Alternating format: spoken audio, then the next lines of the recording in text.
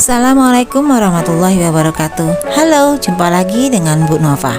Di video pembelajaran kali ini, Ibu akan menjelaskan tentang gerak pada tumbuhan. Salah satu ciri dari makhluk hidup adalah bergerak. Bukan hanya manusia dan hewan, tumbuhan juga melakukan gerak sebagai tanggapan terhadap rangsangan yang diterimanya. Tapi apakah kalian tahu gerak pada tumbuhan seperti apa? Tumbuhan melakukan suatu gerakan karena adanya rangsangan, tetapi gerakan yang dilakukan sangat terbatas, tidak seperti manusia atau hewan. Gerak pada tumbuhan hanya dilakukan pada bagian tertentu, misalnya akar, bagian ujung tunas maupun daun. Berdasarkan asal datangnya rangsang, gerak pada tumbuhan dibedakan menjadi tiga, yaitu gerak endonom, gerak higroskopis, dan gerak asionom. Gerak endonom. Gerak endonom adalah gerak yang disebabkan oleh adanya rangsang yang berasal dari dalam. Gerak endonom disebut juga gerak otonom atau gerak spontan. Contohnya pada tanaman Hydrilla verticillata. Jika kita mengamati struktur sel-sel daun pada tanaman ini, di dalam sel daun tersebut terdapat cairan yang disebut sitoplasma.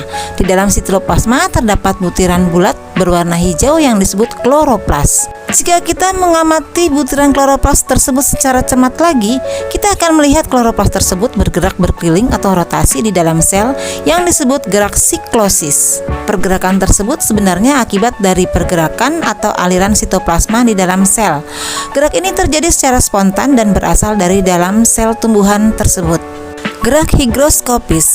Gerak higroskopis adalah gerak pada tumbuhan akibat adanya perubahan kadar air dalam sel tumbuhan, sehingga menyebabkan penyusutan yang tidak merata pada bagian sel tumbuhan.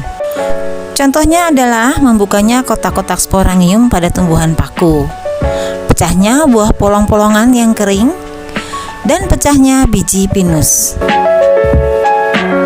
Gerak asionom. Gerak asionom ini merupakan gerak yang dipengaruhi rangsang dari luar tubuh atau faktor eksternal. Adapun gerak asionom dibedakan menjadi tiga, yaitu gerak tropisme, gerak taksis, dan gerak nasti. Gerak tropisme merupakan gerakan pada sebagian tubuh tumbuhan yang dipengaruhi oleh arah rangsangan dari luar. Jika tumbuhan mendekati rangsangan disebut tropi positif, tetapi jika tumbuhan menjauhi rangsangan disebut tropi negatif. Fototropisme, gerak kena rangsangan cahaya. Berikut adalah contoh fototropisme positif, di mana gerak tumbuh-tumbuhan bergerak menuju arah rangsang cahaya. Geotropisme adalah gerak kena rangsangan yang berupa gaya tarik bumi. Contoh geotropisme positif adalah pertumbuhan akar yang selalu menuju ke dalam tanah, dan geotropisme negatif adalah batang tumbuh menjauhi pusat bumi. Stigmotropisme adalah gerak dengan rangsangan berupa persinggungan. Contohnya adalah seluruh markisa yang membelit dan batang mentimun atau batang tanaman sirih yang membelit tanaman lain.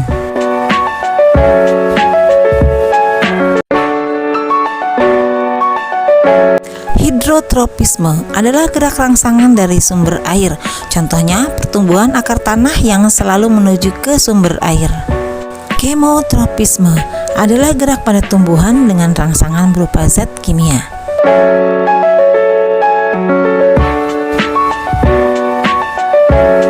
Gerak taksis merupakan gerak seluruh tumbuhan karena adanya rangsangan dari luar. Fototaksis yaitu gerak seluruh tubuh tumbuhan dengan rangsangan berupa cahaya. Contohnya gerak Euglena viridis yang selalu mendekati cahaya. Kemotaksis yaitu gerak seluruh tubuh tumbuhan dengan rangsangan berupa zat kimia. Contohnya gerak spermatozoid menuju archegonium pada tumbuhan lumut, dan gerakan bulu serbuk menuju sel telur dipengaruhi oleh zat gula atau zat kimia yang dikeluarkan oleh bakal buah.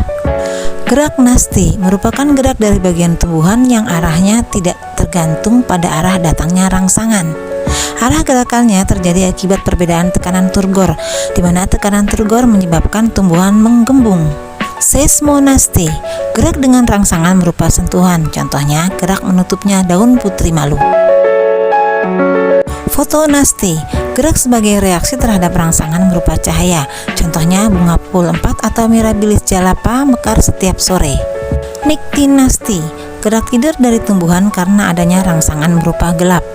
Contohnya tanaman bunga merak atau Caesalpinia, daunnya akan menutup atau tidur dan akan membuka pada saat siang hari. Termonasti, gerak karena adanya rangsangan berupa suhu. Contohnya adalah mekarnya bunga tulip di musim semi disebabkan oleh suhu udara pada musim semi yang terasa lebih hangat. Haptonasti adalah gerak nasti yang terjadi pada tumbuhan insektivora yang disebabkan oleh sentuhan serangga. Misalnya, menutupnya daun tanaman kantung semar dan Venus ketika tersentuh serangga kecil. Nasti kompleks adalah gerakan tumbuhan yang dapat diakibatkan oleh beberapa jenis rangsangan. Contohnya adalah gerak membuka dan menutupnya stomata atau mulut daun akibat beberapa rangsangan yaitu kadar air, cahaya, dan suhu. Stomata adalah lubang kecil yang terdapat pada permukaan daun yang berfungsi untuk mengatur keluar masuknya gas karbon dioksida dan uap air. Hayo kalian amati di lingkungan sekitarmu agar kalian dapat bertambah semangat dalam belajarnya. Sampai jumpa di video ibu selanjutnya.